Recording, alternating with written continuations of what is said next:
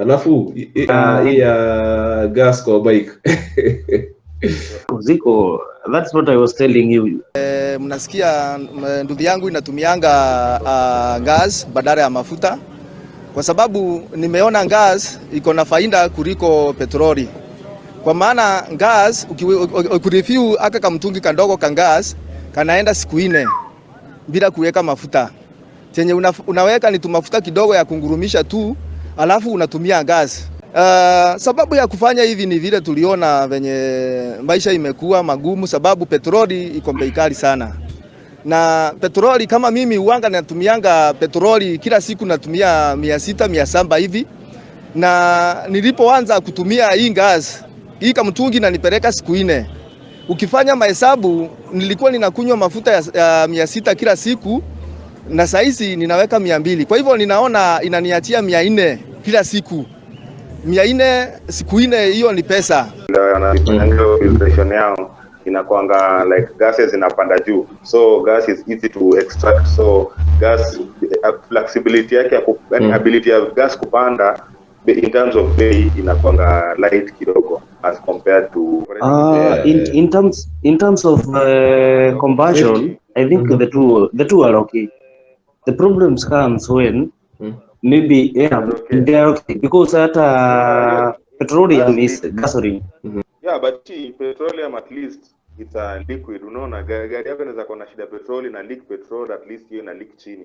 Gas my friend, dakika moja tu hivi. No, the problem we have is if you get an accident, kama iko on, then it's spark, then boom. That is one problem. Kwanza it's instant boom. Yeah. The second problem is the amount of gas you need for that chamber yenye ina combust. Maybe ukiweka mingi, the movement of the piston itafanya maybe hizo the rings zipanuke ama the engine iharibike. We don't know, it is in trial stages. But gas has been used for forklifts huwa zinatumia gas, the petroleum. They have been working. I have had that opportunity to see most of them. But for motorbike, I don't know. Yeah. Maybe it's tuangalie trials. Wakifocus tu na safety na hizo concerns kwa gas ikileak, unaona. Alafu another things, unajua it's always unsafe ku mess around na mtungi, like kuangusha mtungi ikiwa na gas, vitu kama hizo. You know, it's like a liquid that turns to a gas, so ikiwa shaken too much, it's like you're compressed air, so it will just want to explode. It's okay, pate release. So hiyo ndo the other thing. Na so ndudi nao wanakujanga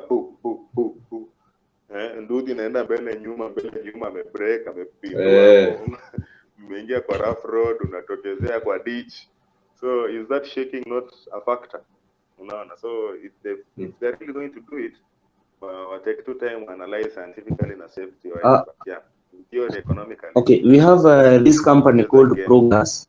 They have been running, I think, the trials for the last 1 year. Yeah, kuweka the gas system kwa gari. So far they have been doing to the taxis free of charge, and to the kama taxi, I think they were charging 15,000.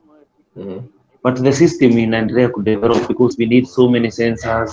You can put sensors to the system, and it will work. We can have valves. Maybe if umepata accident inajishut, but haiko very sure. But to the motorbikes, I have also seen some guys doing it to the generators za kupump maji. They are doing using the gas, and pump to the same.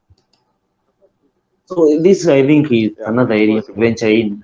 Kama msee atakuwa na you had the thinking of the same, maybe you can develop a more safer system to enable people to work with the same gas. Maybe tusione ikiwa great, tuione ikiwa advantage kwa. Ni advantage. Ni advantage. If you imagine saving from always be cheaper. From 600 to 200 shillings. That's a huge It percentage. mnaweza sema ni advantage, but nayo ward tuongeze space juu these guys will be going there, maybe you have like 10 accidents maybe in one area na gas zote zisharipuka, then hizo motorbikes zimeungua ama hizo gari zimegongana zimeungua, then that will not be an advantage to us. Itakuwa umepeleka umsee hosi, gari imeisha, the families now, who will feed the families?